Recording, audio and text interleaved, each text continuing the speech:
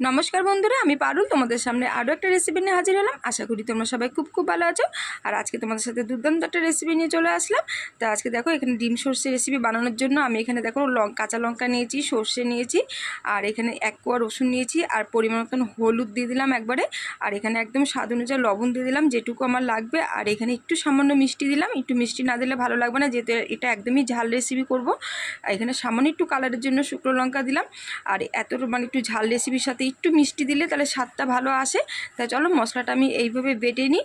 আর আজকে সামান্য তোমাদের এই ঘরে হাতে থাকা মানে সামনে থাকা এই মশলা দিয়ে তোমাদের সঙ্গে দারুণ একটা রেসিপি শেয়ার করবো। একবার খেলে তোমরা বারবার এই পেঁয়াজ রসুন আদা মানে বাদ দিয়ে তোমরা এই সর্ষে দিয়েই মানে ডিম সর্ষে ঝালির এই রেসিপিটাই তোমরা বারবার খাবে।